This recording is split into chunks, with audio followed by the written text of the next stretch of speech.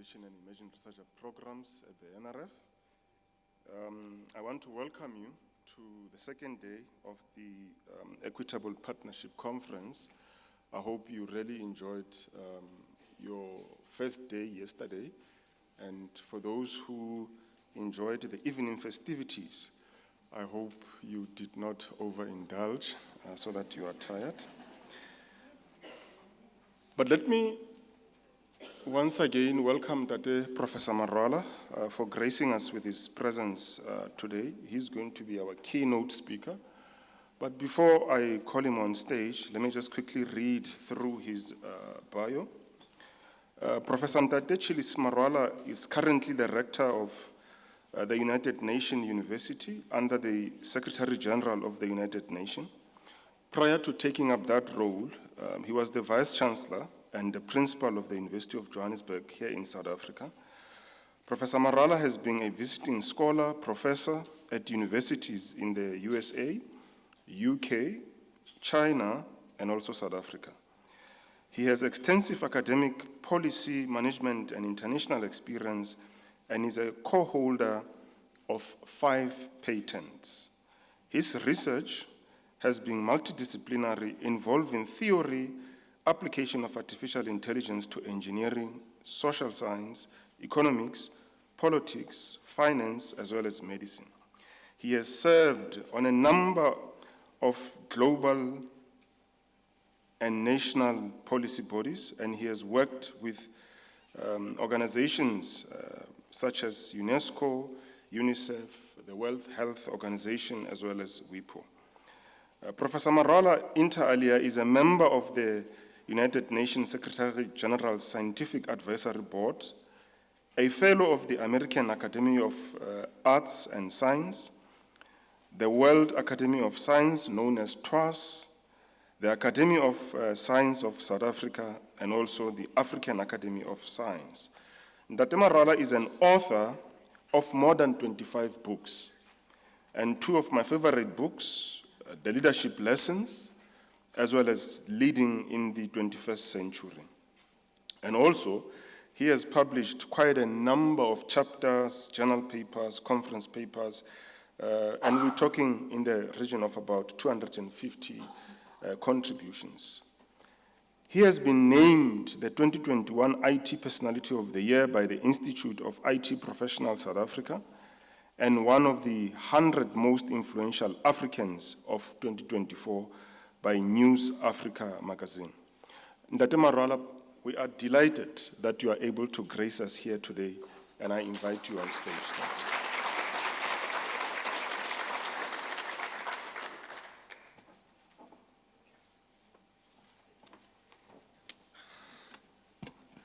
Dumelang, sanibonani, goeiemôre, ndi matsheloni. Good morning. I am very, very happy to be back in South Africa, even though it is quite brief. And of course, this room to me holds many, many memories. I have been here many, many times. But we are actually meeting at a very crucial times globally. We're meeting at a time in which the forces of collaborations are actually being weakened. The rise in nationalism that we are witnessing now is having a direct impact on the scale of collaborations, the scale of movements of people globally. And for me, as an international civil servant now, I understand too well that one of the hidden benefits of people collaborating is actually peace and security. People who genuinely collaborate as equal partners actually do not go to war with one another. So we are here to discuss very important issue. But I'm also acutely aware that in conversations around equitable partnerships for Africa, the African continent is often framed as being passive. Africa is often viewed as the subject rather than the agent or the object. The lingering impact of historical models have been extractive in nature, and they have persisted for a long time. And in many ways, we still live at an era where Africa is still seen as the source of raw materials that are exported raw, and in many instances, the finished goods are imported back. This is the sort of global collaboration and partnerships that is happening globally. And of course, this is also reinforced by the perception that Africa lacks agency in advanced knowledge production. And of course, this perceived lack of agency, whether real or perceived, is exacerbated by the amount of brain drain that the African continent actually experiences. And I know many people here in South Africa, there is an expression which says that Munoel Disumbi. It basically means when you are pointing at others, four fingers are pointing at you. And I'm sure people are saying, but you are part of the brain drain. And of course, this is an important issue, even though I am still working at an international organization, meaning that I'm working for all 193 member states. But the issue of brain drain is real, and it needs to be addressed. And of course, this is not merely my own observation. It is increasingly acknowledged that internationalization of people is good. As we are dealing with issues of brain drain, it is important to understand that for scientific systems to thrive, there has to be people who move in and out of the system. Otherwise, the system is going to become less innovative. And to those who think they can thrive by closing others outside, I think they're mistaken. The forces of collaboration that has actually led to the state of global economy, the size, the scale, that it is now sophisticated and being able to deal with many, many issues. Not all the issues are issues that we should treasure, and we should treasure them by being actively reinforcing of these ideas. The British Council's 2024 report, for instance, points to some of these dynamics explicitly. It notes, equity remains a central concern in international partnerships. Historically, many collaborations have been led by institutions in the global north, which often dominate decision-making and set priorities. African partners frequently find themselves relegated to their secondary roles, handling data collection or implementation tasks, while their northern counterparts manage research design, budget allocation, and dissemination of findings. And this issue of dividing the world into the global south and the global north is increasingly becoming unhelpful. What I am personally observing is that other than the global south and the global north, I am seeing United States and China on one hand and the rest of the world on the other hand. And I'll give you one example. Artificial intelligence, a field that I did a PhD on many, many years ago in your beautiful country. Almost over 80% of all the investments that are being made into this technology are being done by either China or United States. And of course, this has huge implications for the world. How much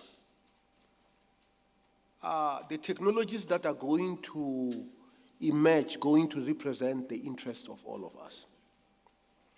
And what needs to be done to make sure that as we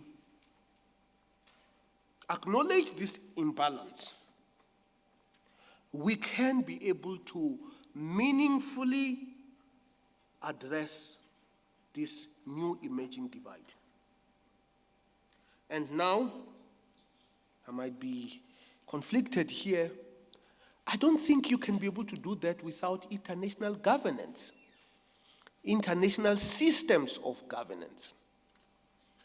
Because many of the issues that we face cannot be handled by one country.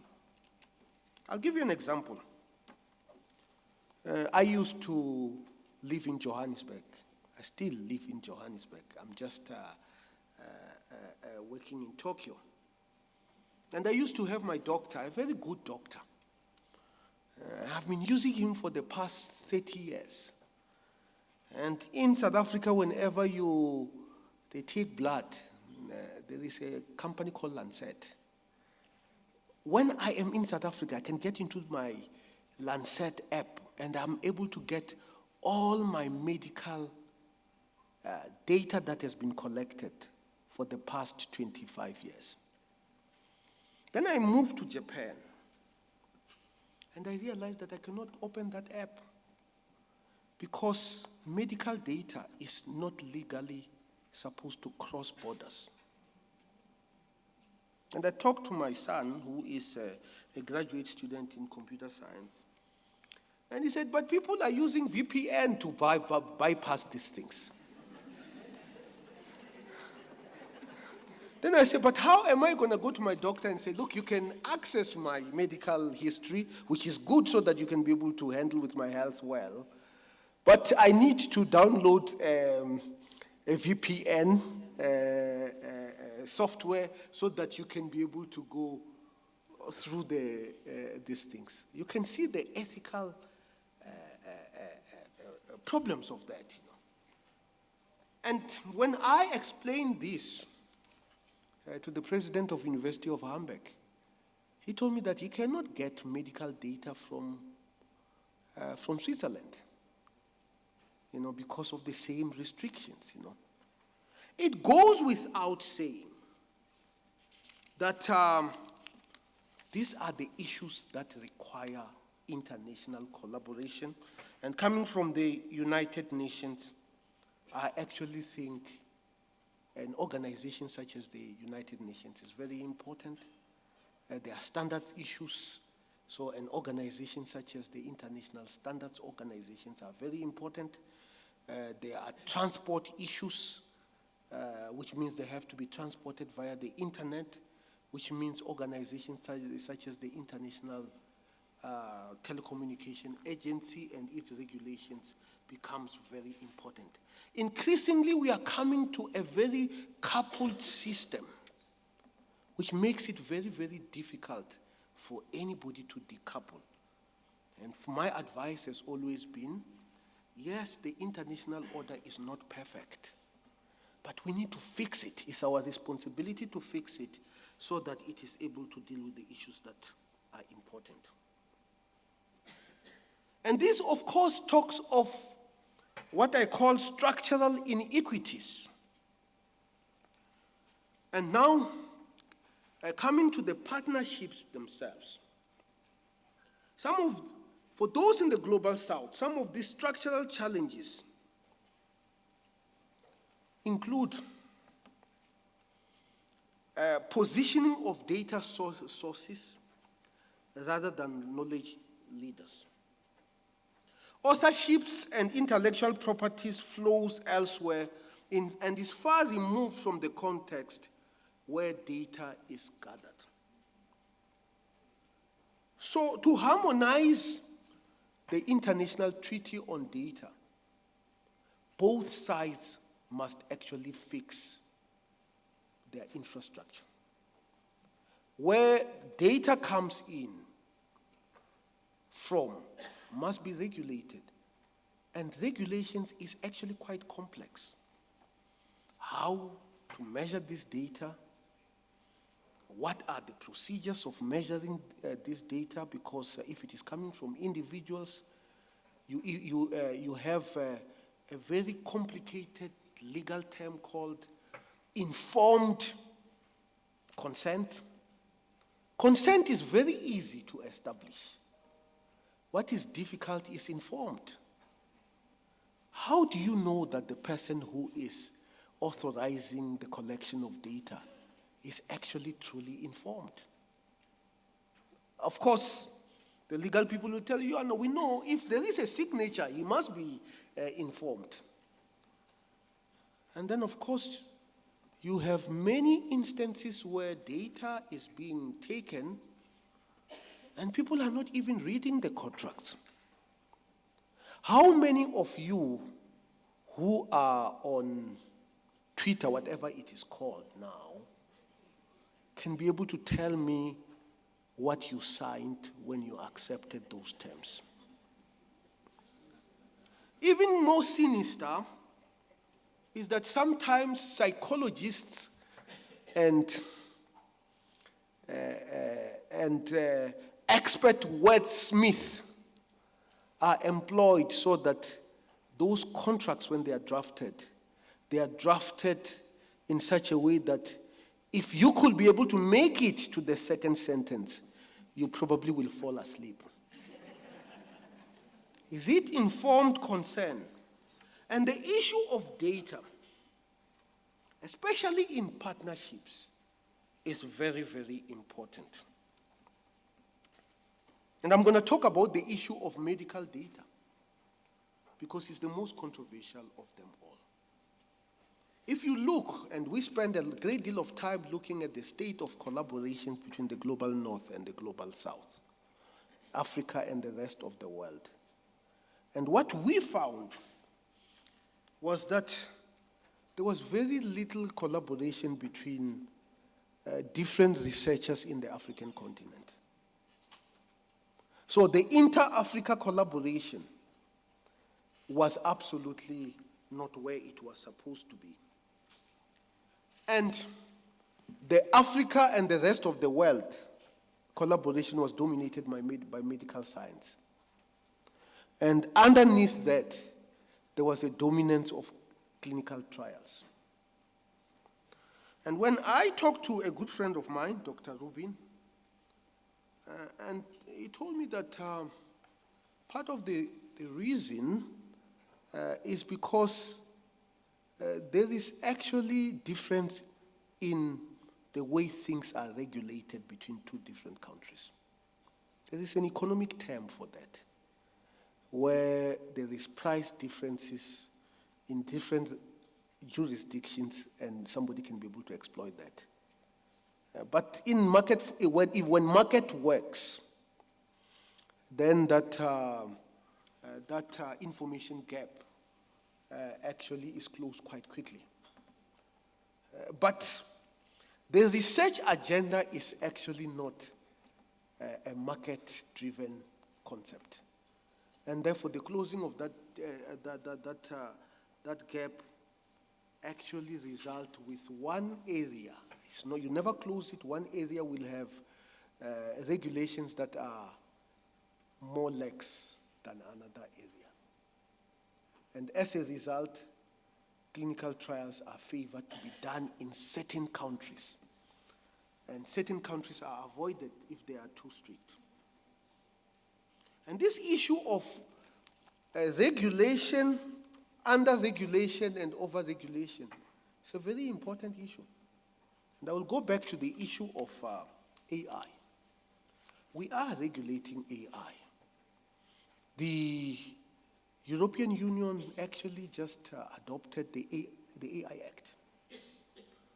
The United Nations, through the Global Digital Compact and the High-Level Advisory Body on AI, which are all part of the Pact of the Future. We need to simplify some of these words, Actually deals with some of these issues. And what I am hearing is that if you go to Silicon Valley, they are much more opportunity focused, and the perception is that Europe is overregulated. These are questions of values. And when human life, and if we are talking about equal partnerships, and you have collaboration between an overregulated regime and under-regulated regime, then you have a problem. And if it is a life and death situation like we witness in medical research, then people get harmed. So now going forward, what is to be done? How do we build equal partnerships? Firstly, and I'm going to borrow this from the legal terminology. I read somewhere that in the administration of justice, people say, it's not that justice must be done. It must also be seen to be done. Now, if I am to contextualize the same into partnerships, equal partnerships must not just be done. It must also be seen to be done so that you can be able to promote trust, because if it is not seen to be done, how can you promote trust? So the first thing that we actually need to take into account is what is the objective of equal partnerships. I think the objectives of equal partnerships is to make sure that the interests of everybody are fairly represented, everybody who is important. And of course, it should not be mechanical, because whenever you have people who are partnering, and it even happens within the same jurisdiction, that you have a statistician who is partnering with somebody from, medical science.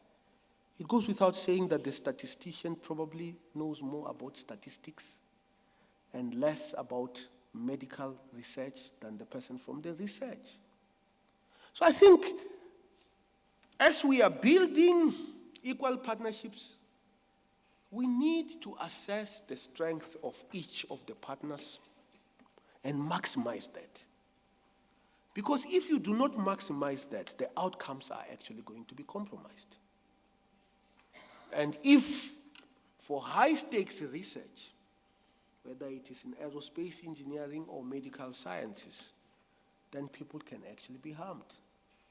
Because the objective of partnerships should actually be to create a product that fulfills the so-called total summation of all the good things that can come out of the research exercise. And when you talk about total outcome that gives us the good things that come out of a collaboration exercise, I'm reminded of a British thinker called John Stuart Mill in his book Utilitarianism. Utilitarianism has actually been obviously misinterpreted in many ways. Is to achieve the greatest good for the greatest good for the maximum number of people. Very, very important. And of course, some people have simplified this, do no harm. Do no harm is actually quite passive. You have to do good things. The objective of a partnership is so that we can create research that will do good things. While it is doing good things, it should always be on the lookout of the so-called side effects that might be harmful. Very, very important. So as we are embarking on equal partnerships, we should always understand that the greater success of the partnership is very, very important. Then the second issue that is also quite important is that we must have rules and the values. What are the values that should define any partnership? Where do these values come from? As a UN official, I'm also an Under-Secretary General of the United Nations. I think the values that should guide this are very, very clear. They should be enshrined, they should be derived from the Universal Declaration of Human Rights. A very old document that was formulated in the 40s under the leadership of Eleanor Roosevelt, the wife of the former president of the United Nations. And many of these values sound obvious. Transparency. If whatever we are doing must be transparent. But it should not be too transparent that you undermine the privacy of the subjects who are involved. I think this is very important. That transparency is not absolute. If you are doing research that requires taking data from individuals, you actually have to protect people's rights, which basically means there is a limit at which you can be transparent. And if you go to the Declaration of Human Rights, the issue of individual privacies are actually embedded in that. These are very important issues. But most importantly, and I say this because 2 years ago, the Secretary General issued a policy brief called Trust in Science. The partnerships must result in the outputs that can be trusted. And for me as a scientist, one of the things that was instilled in me is that you should always doubt everything. You should always doubt everything. If Albert Einstein did not doubt the theory of gravitation of Albert Newton, universal gravitation, you know what would have happened. We would not have had general relativity. Very, very important. Trust in science is different. It does not mean that you should not question the assumptions. Trust the scientific methods, but always interrogate the evidence. That's very, very important. And of course, and I was talking to my mother during the time of COVID. He says, how do you know that these vaccines are 100% correct? I said, no, they can never be 100% correct for all the subjects. In AI, they have something called there is no free lunch theorem, which basically means an AI system cannot work equally in all data sets. The same thing, whether it is a piece of medicine, it cannot work equally for all the subjects. That is why you always have to read what are the side effects in the medication. Now, how do I convince my mother, who believes you can only trust something if it is 100% correct? when we know that many of the things that we do in science always have margins of errors. We need to understand the margins of errors so that we can't harm people. So the partnerships, even though it should result in something that is trusted, it should not make us not question the assumptions. We should always question the assumptions. And we should use the scientific methods of gathering evidence to be able to do that. And then additionally, I talk about a very difficult subject, regulations. Regulations, many universities today regulate how you collect data from people. The concept of informed consent is a piece of regulations. We do know of political systems that over-regulate to the extent that they are able to prescribe what research you can engage on and you cannot engage on, compromising a very important issue that you can also explicitly derived from the Universal Declaration of Human Rights, which is the issue of academic freedom. How do you regulate so well these partnerships?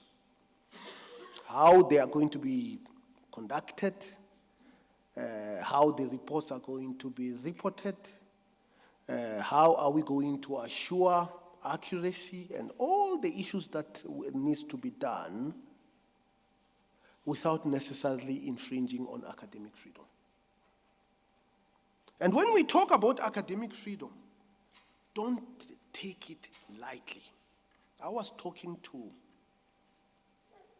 had a private conversation. I'm not going to mention too many names because I can get into trouble. I've gotten into trouble many, many, many times.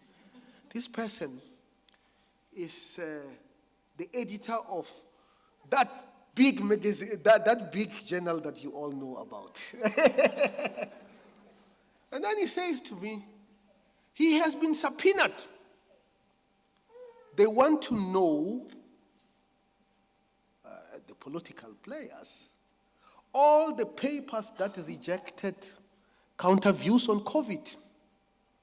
They want, when you, when a journal asks you to, for an anonymous review, they basically want to unmask the anonymity of this, so that we can be able to know what counter views to COVID research have been rejected. And he says, no, he or she, because I don't want to reveal who this person is. And these are actually difficult issues. These are issues that we thought could only happen in countries without regular elections. These are countries, these are issues that many people who exercise their democratic rights every 5 years, as we do here in South Africa, have taken them for granted. They thought these were the problems of other countries that do not know that nobody has ever exercised the concept of one man, one vote. And it is happening right in front of us. How do you foster equal partnerships at a time when you have issues like that in the background? Where there are issues so regulations are important, but if you are not careful, you can cross the line of academic freedom and undermine the human rights of people. So we need to have regulations. And if it is a partnerships between two different jurisdictions, how do you harmonize? Which regulations are you actually going to use? It should not be a lowest common denominator, because the lowest common denominator is going to compromise the accuracy. It might even be influenced for a particular outcome. It might undermine people's rights to anonymity, whether they are subjects or whether they have been asked to review a particular paper by a particular journal, and so on and so forth. These are complicated issues. And of course, it's a multifaceted issues. It becomes easy when people are working in one jurisdiction. When they are working in multiple jurisdictions, it becomes even more complicated. When you are working in even much more complicated jurisdictions than like Europe, where you have researchers in a nation, but you also have the European Union type of framework, you know. And how do we navigate all these complexities? And how do we regulate policies, regulations that are not over the board or under the board, that are just equal? And when I speak about this, the idea that you have these two poles, extreme right, extreme left, and I'm not talking about right and left from a political sense. I'm just talking about, over-regulating AI versus under-regulating AI. So how do you know in an equal partnership framework, where in that continuum you actually position yourself? And when I start thinking about that, I'm reminded of the work of Pareto, Optimal Frontier. The Pareto Optimal Frontier just gives you a frontier. Where you are on the frontier depends on your values. So the issues of emphasizing values cannot be emphasized enough. The issues of emphasizing values are so undervalued that when I rock up to the United Nations 3 years ago, somebody asked me, when did you read the Universal Declaration of Human Rights? David Passarelli, who has my institute, you can stand up so that you can be seen, even took time to give me a copy.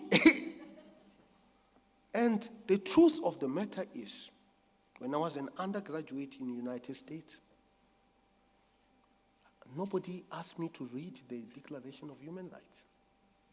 When I was a master's student here in Pretoria, nobody bothered to ask me to read the Declaration of Human Rights. When I was a PhD student at Cambridge, nobody asked me to read the Declaration of Human Rights. In fact, I am now even wondering whether anybody in any of those institutions actually had read the Declaration of Human Rights. How do we have partnerships that are based on values of human rights if the partners have never read the Declaration of Human Rights? In South Africa, they have an expression that you can't do that which you have not seen. And I think that also applies to the issue of human rights. So now coming to the conclusion, yes, we need to build equal partnerships. We need to build equal partnerships that does not forget the objectives of what you are trying to achieve. As we are building these partnerships, trust, security, and truth becomes very, very important.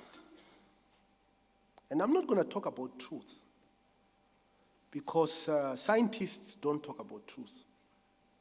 Engineers talk about accuracy. Nobody is going to tell you that this study is true. They will tell you it is accuracy, and they'll give you p-values. And accuracy is not truth. Because 80% accuracy in a diagnosis of a very rare disease is very good. But it's not the absolute truth. You know, there's always the 80% risk that you have misdiagnosed, you know. And then we need to work in our institutions, with governments, with the stakeholders, to come with rules, regulations, and ultimately it is about influencing the behavior of partners. So thank you very much. Ngiyabonga kakhulu.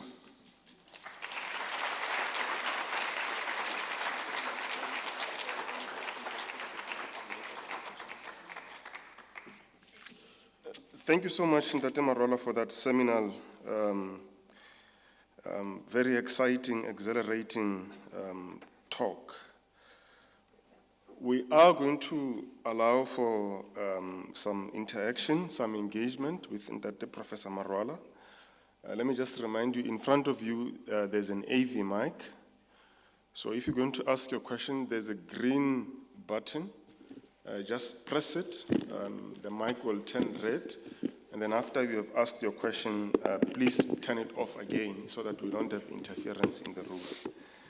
And also, I'm pleading that when you ask your question, please just introduce yourself. If you are quite comfortable, you can tell us the country where you come from and also the institution where you come from. Because we want to have a very engaging interaction, not only with Ntate Marwala, but with the whole group. May we please keep our question quite short. And I'm going to note the gentleman over there. So we're going to take about 5 questions. Maybe we'll have a couple of rounds, but for the first round, we'll take 5 questions. So there's a gentleman over there as number 1, and here number 2, and here number 3, and number 4 over there, and then number 5 over there. So we can start with you. Professor, thank you very much for these reflections. Over here. He's trying to find it. My name is Marcos de Matos. I'm based in Brunel University of London. I'm a Brazilian academic based in the UK. And I'm also a member of the Association of Brazilian Students and Researchers in the UK. And in the last few years, we have been talking about this brain drain perspective against what we are trying to build as a brain gain perspective, which is the fact that a lot of the Brazilian diaspora, scientific diaspora as we call ourselves, we want to collaborate with Brazil, you know. We want to, our research is focused in our native country as well, and currently I'm leading a project about protection of human rights in Brazil and South Africa, a comparison. And but I'm wondering if you consider, or, you know, what is the role of the scientists who are actually abroad in collaborating with their own country or with development in the global south. I was very, you know, you talked about binary against multilateralism, as we say, right? Like in the sense that it is possible to collaborate with more people, but also in the past, people who do not align, countries and organizations who did not align in the Cold War, for example, with one of the biggest powers, they suffer usually more than those who did, you know. And I'm also thinking about if the 2 questions here, is there a relationship, is there a role we can play to collaborate more equally global? Yeah. Thank you. And then we can have the second person and the third person. The second person was?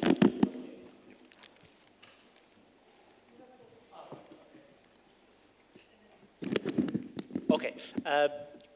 Thank you very much, Prof, for the wonderful presentation. My name is Dr. Tariq Umar. I'm from the University of West of England in UK. My question is that we are sitting here as a researcher, but what I observe most of the time, obviously we produce a lot of data, we produce a lot of finding, but the main things when it's come to the implementation and decision making, the people who are sitting on the top, they never listen to our result, they never listen to our finding. They say, your research is fine, your finding is also okay, but we do have other parameters to take the decision. So like, for example, the world leader or the government agencies, we can, obviously you are sitting on the very top position, there are people now questioning even the United Nations, how we address those situations. Thank you very much.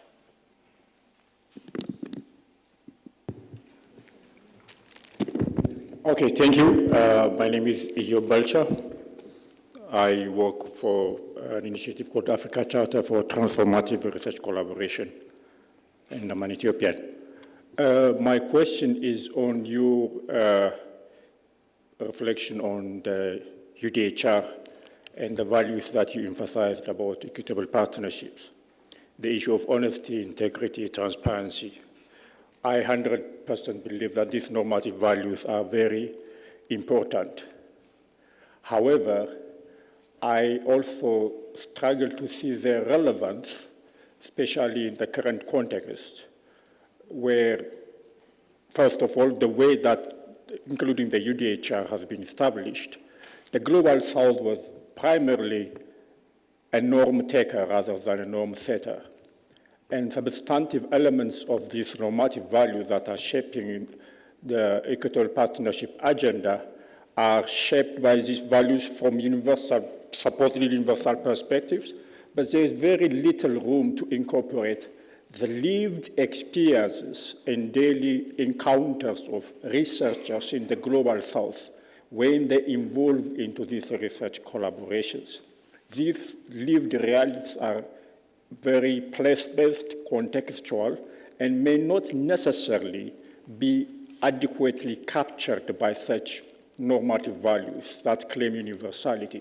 For that matter, the kind of polycrisis that we have at this moment across the world is because the fact that the so-called norm setter, the global north countries, have been implementing these values of universal human rights just for the sake of pursuing their own political economic agenda and dominance. So it has somehow, I think, proven itself that it will not work in that way. So to what extent would you consider not only just simply deriving from these universal perspectives, but also informing the ideas of equitable partnership from the lived experiences, from the bottom-up contextual understandings of science and research collaboration of Global South researchers? Thank you. Thank you very much, Professor Marwala, for your insightful presentation. I am Faith Chesire from the African Population and Health Research Center based in Kenya. Indeed, we ought to build research partnerships that are equitable. But to hold successful partnerships, it requires partners that can engage equitably. We acknowledge that there are current inequalities. For example, economic and education, just but to mention. How I look forward to efforts that address these inequalities in priority, but how do we bring important actors? That is my second question. How do we bring important actors that matter, such as policy makers and politicians, to such platforms so that what we are saying can also fall in the right ears, because we are already converted. Thank you. Thank you very much, Professor Marwala, for your very thought-provoking talk. My name is Louise Shaxson. I'm from the UK, and I've been working with the British Academy on this conference. My question is, what do you think is the role of the open source movement in helping to develop and foster equitable partnerships, and could researchers make more of it? Thank you.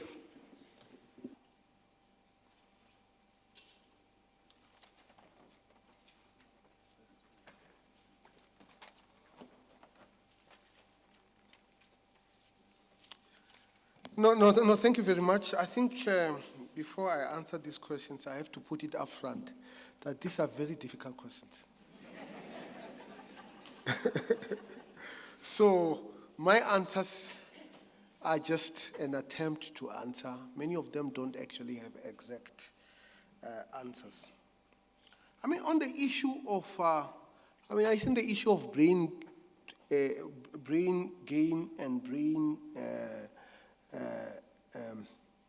drain is an important one. How do countries use their diaspora to increase the capacity of their research activities in the home front? I still remember many, many years ago, sir, when the National Research Foundation was creating a database of South African diaspora that is playing a significant role. But I did not see Elon Musk in that list. And I don't know what happened to that list, you know. And then, of course, if you go to the Indian subcontinent, you could actually see the very positive role the Indian diaspora has actually played. And I think the Indian government has also acknowledged that with, I don't know whether it is a special ID or a special passport that the people in the diaspora can be able to access, which obviously can help foster people not to be disconnected to their home countries. I think this is very, very important. And here in South Africa does have a large diaspora. It does have a significant diaspora that is disconnected.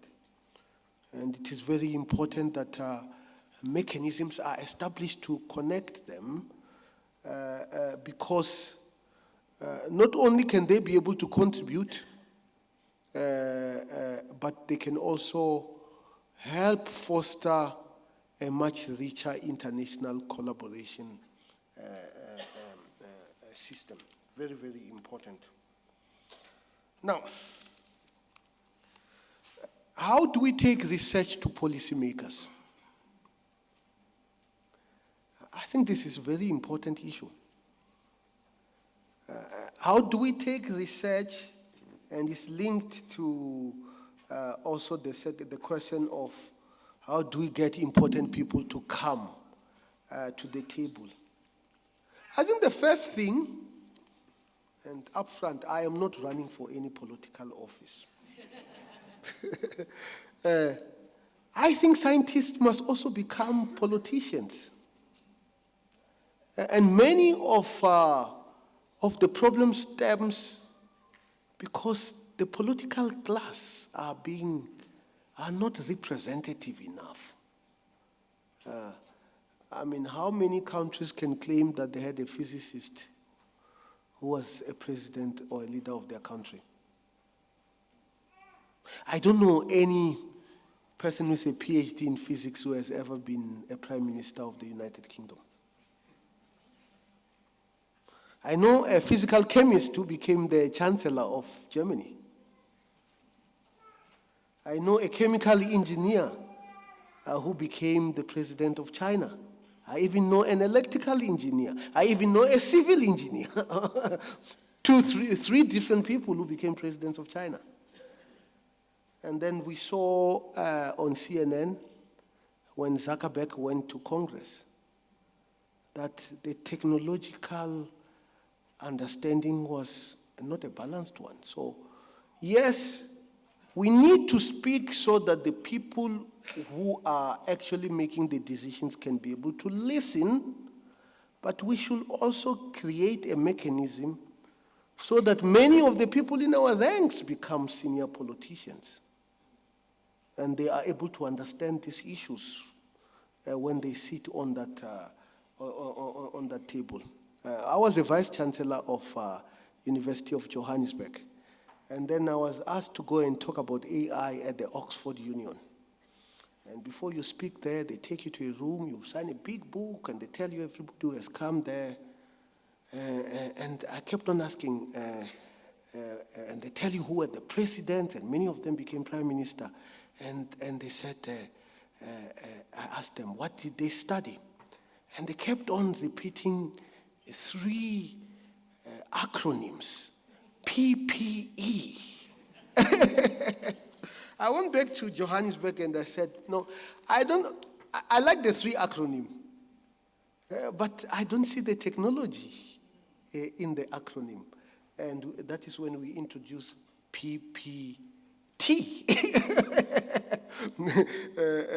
We remove economics and put technology because we believe that in many ways technology is the biggest driver of economic activity today. Again, it's the same thing. About how do we create a scientifically literate political class in any country. And then on the issue of data, you touch big issues on data. How many of us who are researchers can freely post our primary data sets on the internet? The issue of open data, and there was a question on open source movement. I was one of the 5 people who drafted the Open Data Accord by an organization that no longer exists. It used to be called, now it is called International Science Council. Before it had another name. And we did an accord on open data, open source movement, and so on and so forth. Transparency is at the core of open source movement. Transparency of data is a very important issue. When I was doing a PhD, I did a PhD in neural network.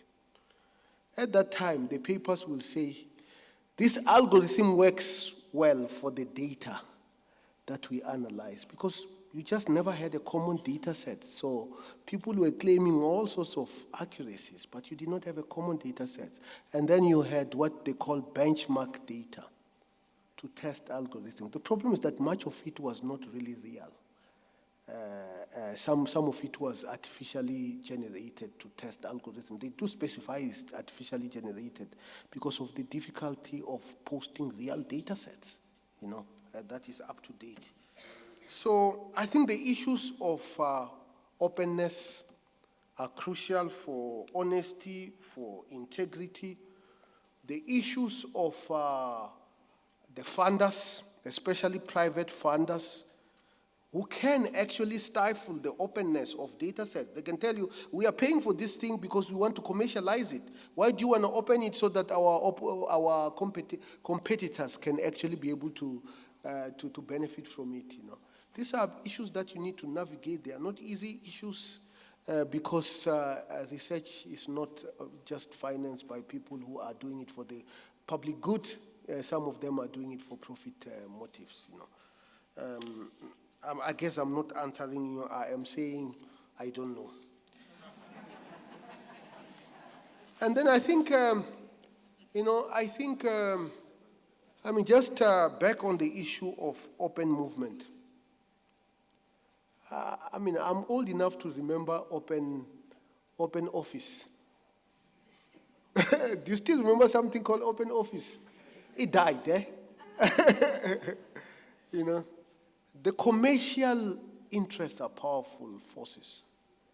And it does not mean we should give up, but we should understand that the backlash against open movement is substantial.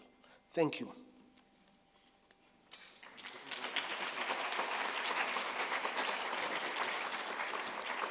Thank you so much, Ndate Marwala. Unfortunately, we have run out of time, colleagues. But if we do want to engage further with Professor Marwala, you are more than welcome to do so during tea break if he will still be here. I think one of the take-home message in Ndate Marwala from your seminal input is the emphasis that was placed on equitable partnership that needs to be based on values of human rights. And there's a lot of that in a number of partnerships that we sign where we see there is dominance of another partner over another partner. So the point that you really raised here, and many other points, it's quite an important one. But let me ask Natasha Bevan from the Royal Society to present a token of our appreciation to Ntate Marwala. Natasha is also the head of international fundraising at the Royal House. Thank you.